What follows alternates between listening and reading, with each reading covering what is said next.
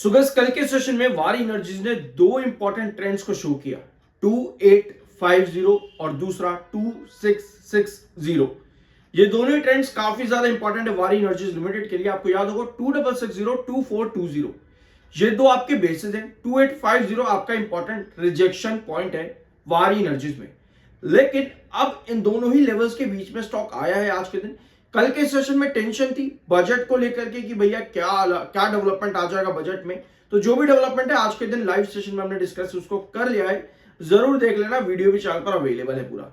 Subscribe जरूर कर देना। I am NISM 7 certified. So Waaree energies में फाइनली अब रिकवरी मिली है 2420 से लेकर के 2850 तक। ठीक है, कल के सेशन में टेंशन थी, February 1 था कल के दिन, आज भी टेंशन है। उसके पीछे का रीजन STT है मार्केट के अंदर, जिसकी वजह से FIs FPIs की टेंशन एक बार और कंसर्न मार्केट में फिर से बन चुका है। 60,000 करोड़ की ऑर्डर बुक है कंपनी की, और वारी एनर्जीज प्लान कर रहा है सोलर कंपनी पर बहुत कुछ करने का। How is Waaree energies planning to become an everything solar company?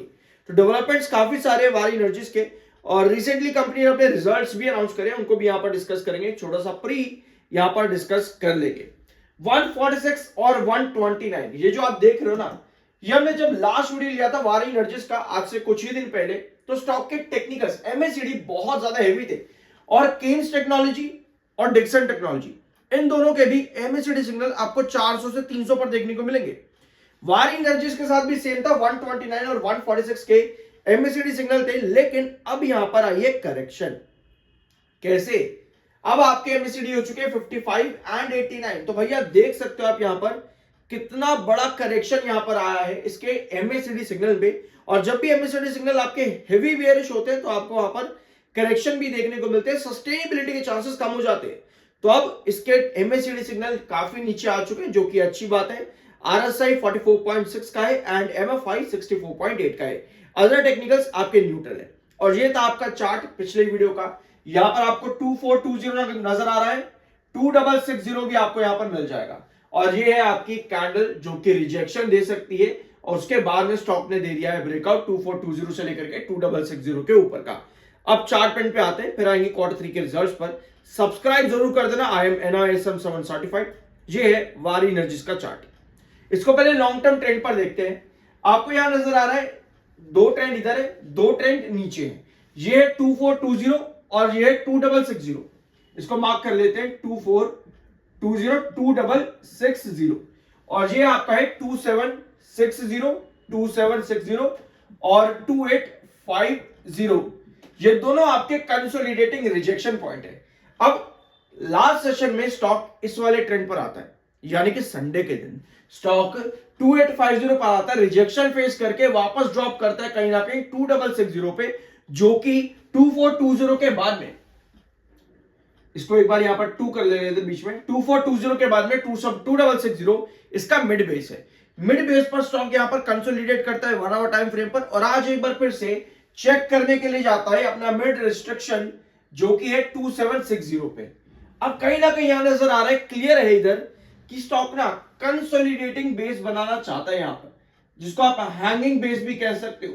इस तरह की सिचुएशन अगर आपकी बनती है तभी हम यहां पर फर्दर ब्रेकआउट के लिए जा सकते हैं, जिसके बाद में 2850 सस्टेन करना जरूरी रहेगा। अगर इस तरह की पोजीशन बनती है तो बहुत जल्द 3100 भी देखने को मिल सकता है। तो ओवरऑल आपको यहां हैंगिंग बेस चाहिए। अब ये हैंगिंग बेस क्या होता है, इसको एक बार ब्लैंक स्क्रीन पर समझते हैं, फिर इसके रिजल्ट्स पर आते हैं। ये एक ट्रेंड मार्क करते हैं, इसको हम मार्क करेंगे 2850। ठीक है, किसी भी ब्रेकआउट के लिए जो कि एक बड़े रिजेक्शन पर बनाना है, उसके लिए स्टॉक को आपको देखने को मिलता है पहले तो भैया रिजेक्शन एक बार बन गया, उसके बाद अगली बार फिर से जब स्टॉक उस ट्रेंड पर सस्टेनेबिलिटी के लिए जाता है तो उसको रिजेक्ट करना तब भी मुश्किल रहता है, तब तक जब तक स्टॉक वहां पर एक हैंगिंग बेस ड्रॉ ना कर दे। अगर इस तरह की पोजीशन हमारी बनती है जहां पर 2850 पर लगातार स्टॉक सस्टेन करे, तब हम उम्मीद करते हैं एक ब्रेकआउट की। तो अभी आपके पास ये दो कैंडल की पोजीशन है। कमिंग सेशन में अगर इस तरह से आपका कंसोलिडेशन बनता है 2850 के पास में, तब हम उम्मीद कर सकते हैं कि स्टॉक में ब्रेकआउट देखने को मिलेगा। तो अभी की कंडीशन ये है वारी एनर्जीज लिमिटेड की। अब आते हैं Q3 एक बार देख लेते हैं कंपनी ने क्या क्या रिजल्ट्स अनाउंस करे थे, जिसके बाद स्टॉक में ये मोमेंटम देखने को मिला है। ठीक है, सो कंपनी ने दिया 7,565 करोड़ का रिवेन्यू दिसंबर 2025 में, जो कि पिछले साल में अगर आप देखोगे 3,457 करोड़, मात्र इतना ही था। और दिसंबर क्वार्टर कंपनी ने पिछले साल वीक में दिया था, तो इस बार कंपनी ने कम बैक किया और कंपनी 119% का ग्रोथ लेकर के आ गई पिछले साल के कंपैरिजन में। इसके बाद कंपनी के जो ओवरऑल रेवेन्यूज है वो ईयर ऑन ईयर बेसिस तो बढ़ ही रहे हैं 119%, क्वार्टर ऑन क्वार्टर बेसिस पर भी कंपनी का ग्रोथ 70% के ऊपर है, 49% एक्स्ट्रा।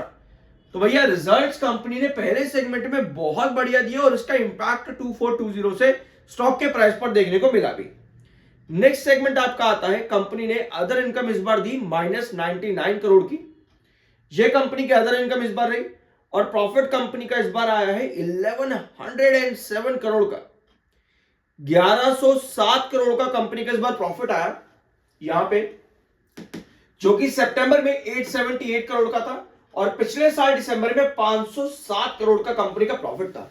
यानी कि ईयर ऑन ईयर बेसिस पर कंपनी का यहां पर ग्रोथ फिर बढ़ा है, 158% का कंपनी इस बार ग्रोथ लेकर के आई है, जो कि सितंबर में मात्र 133% का था। यानी कि लगातार पिछले 3 क्वार्टर में कंपनी का प्रॉफिट ग्रोथ परसेंटेज तो बढ़ा ही है और साथ में कंपनी का रेवेन्यू ग्रोथ परसेंटेज भी बढ़ा है। ऑल्दो सितंबर के रिजल्ट्स भी कंपनी के दिसंबर की तरह बहुत स्ट्रांग थे, लेकिन सितंबर में गिरावट के पीछे का रीजन था आपका CERC और जो कंपनी के कुछ फैसिलिटीज के ऊपर हमको इन्वेस्टिगेशन देखने को मिली। अदरवाइज सितंबर पर हमें इतनी बड़ी गिरावट देखने को ना मिलती, जो रिजल्ट्स के बाद कंपनी के बहुत बढ़िया रिजल्ट्स है उसके बाद शायद इतनी बड़ी गिरावट देखने को ना मिलती अगर CERC और कंपनी पर इन्वेस्टिगेशन की रिपोर्ट्स ना आती। तो ये कुछ रीजन था कि सितंबर के बढ़िया रिजल्ट्स के बाद भी स्टॉक में गिरावट देखने को मिली और दिसंबर के बढ़िया क्वार्टर के बाद स्टॉक में तेजी देखने को मिली। अब दो चीजें हैं यहां पर, पहली ये कि अच्छे रिजल्ट्स कंपनी में लगातार बन रहे हैं पिछले 2 कॉन्सेक्यूटिव क्वार्टर से। दूसरी चीज आपकी ये कि इससे कंपनी के फंडामेंटल हेल्थ भी काफी सुधरती है।